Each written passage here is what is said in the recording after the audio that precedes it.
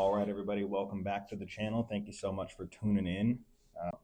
If you like what you see, if you like what you hear, if it gives you value, go ahead and subscribe, and just keep tuning in. But we're going to talk about the market a little bit today. Let's talk about this. Why did overpricing work before? Well, back then there were ultra low interest rates that played a huge factor. There's insane buyer demand. There's FOMO everywhere, right? In case you don't know what FOMO is, it's fear of missing out. Right? Buyers weren't doing math. They were trying to not lose, Low rates covered mistakes, competition forgave optimism. This happened way too often. And in that environment, you could really list high and wait for the crowd. And sometimes the crowd would just carry you. It really was. We were all real estate geniuses in 2021. You could throw a sign in the yard and an offer would appear out of thin air. It was just that easy. Things were hot, not so much anymore. The market is gone. It's gone now. And pretending it's still here is how sellers get hurt in 2026, right? So today's buyers behave completely differently than they used to. They track price. They track the price drops like hawks now, and they set alerts. Because we have technology now. The technology, not that we didn't have it then, but the technology is even simpler. Everybody knows about it. They watch the days on market just as dutifully as us agents do. When they see a home sit, or worse, drop multiple times, they don't think, wow, that's a smoking deal now. They think, what's wrong with it? The same way if you saw somebody lower the price on a car multiple times, you would think, right?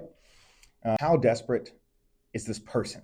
That's the first thing that they think. That's the first thing I would think, is if you start dropping the price on your home.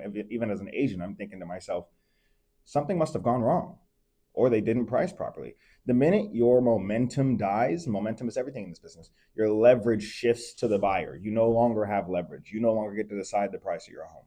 And buyers in 2026 are emotional first and analytical second, right? Now, does this price make sense? That's the thing they're going to be thinking. Long before, do I love this kitchen? That's the first thing they're going to think.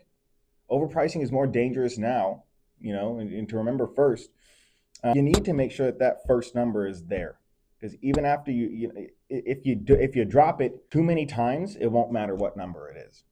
Truly, it won't matter what number it is. You're going to be dealing with a lot more fallout. In Westmoreland, an overpriced home, man, it legitimately becomes a case study. Like legitimately, for every buyer agent in the area, Happy Valley, you're competing with new builds, incentives. So that if you overprice or resell a home, buyers mentally just say, I'd rather go new for that number at that point. I'd rather just get a new house. Different neighborhoods, different buyers, and different buyer pools. Same outcome though. Overpricing costs you, it costs you time. It's going to cost you your leverage. And in many cases, it's actually going to cost you a lot in your final sell price and your net, right? The irony, the sellers who start a bit more strategic on price often end up with way more than the sellers who reached for the stars and then chased the market back down because everyone looked at that and was like, absolutely not. It sounds simple now, but you get caught up when you start seeing those big dollar signs. You got a bad agent trying to say, yeah, we could do it, and they're not just telling you up front.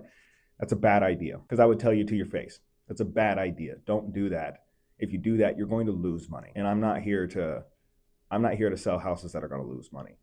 My reputation is also on. If you, or anyone you know, is thinking about selling and you want to price with confidence, not with vibes or hope, comment or DM the word value, and I'll send you a neighborhood report. And that's going to show you how buyers are actually behaving around homes like yours in 2026. Same cities, new rules.